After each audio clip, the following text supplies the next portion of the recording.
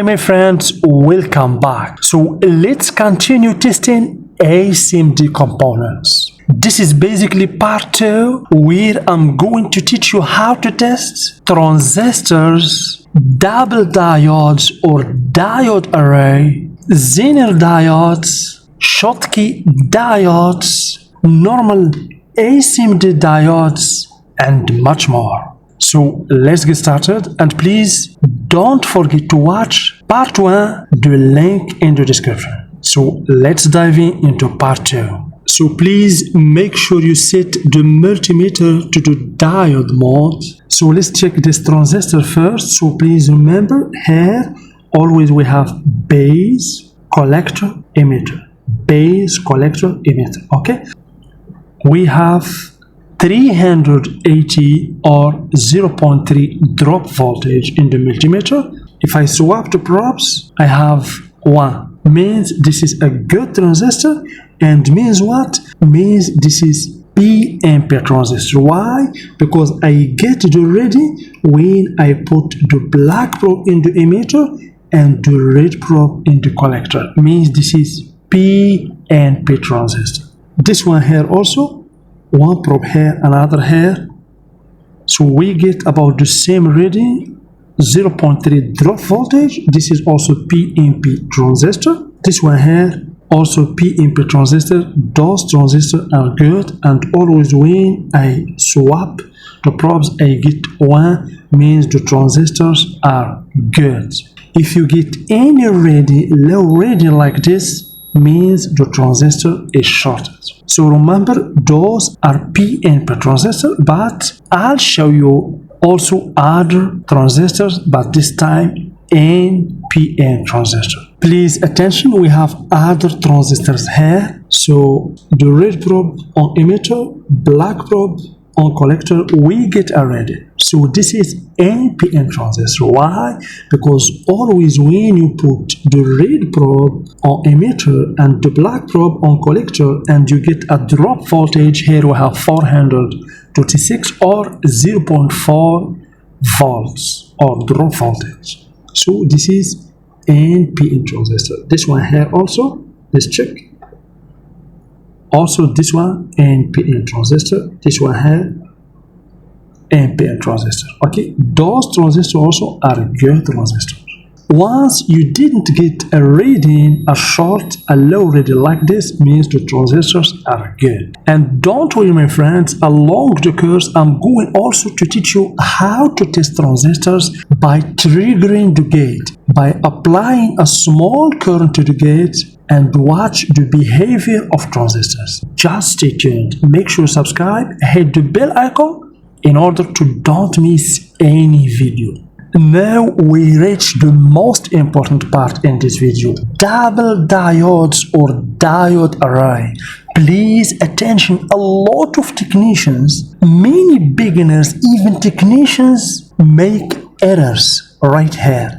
This component, guys, is not a transistor. This is a diode array or double diode. This component contains 2 real diodes inside it. Please, before diving into the course, we'd like to give a huge thank you to the sponsor for this video, PCBWay. PCBWay offers many services ranging from PCB production and assembly to 3D printing and a variety of materials. CNC machining, sheet metals fabrication, injection molding, and more. PCBWay makes it easy to get custom parts for your project. And if you don't like to work a lot with a soldering iron, they can even assemble your PCBs for you.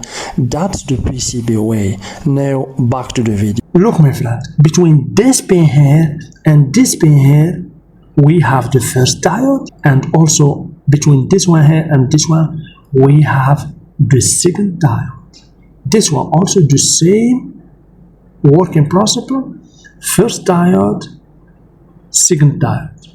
Do you see?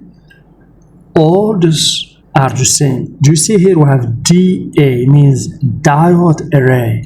Please don't be confused and never replace a transistor with a diode array or replace a failed diode array with a transistor.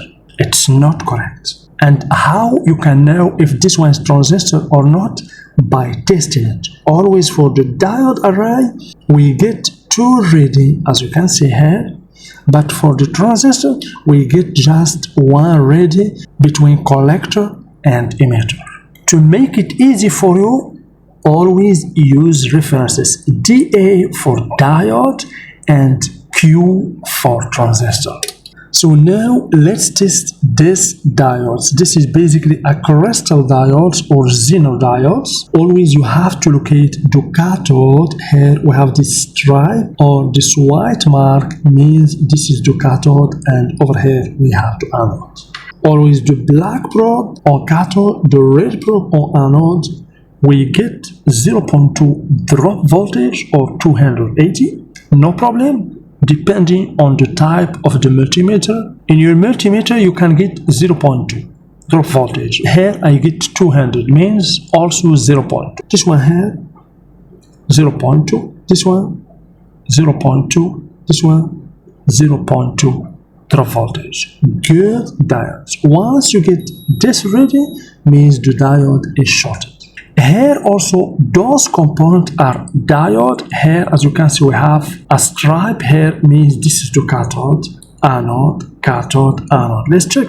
Black probe here, red probe here, we get 0.2 drop voltage. This one also here, 0.2 drop voltage. This one here, 0.2 drop voltage. Those basically are Schottky diode. Okay, those are Schottky diodes, not normal diode. The Schottky diodes are fast diodes, and always remember you cannot replace a normal diode with a Schottky diode, because Schottky diode is very fast in terms of power working.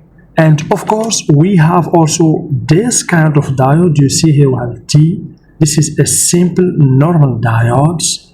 We use it sometimes for protection and sometimes we use it just for normal connections. So do you see here we have cathode. If I put 1 probe here on the cathode, of course the black probe and the red probe here, do you see we get 0.1 drop voltage. If I swap the probes, normally I should not get anything. But once I get this ready, because the diode is connected to the board. We reach the end of part 2. Please don't forget to subscribe, hit the bell icon and stay tuned for part 2. Tomorrow will be live on my channel. And for anyone who wants to accelerate learning, you can join me in my Patreon page, all links in the description. Thank you very much and see you tomorrow on part 3.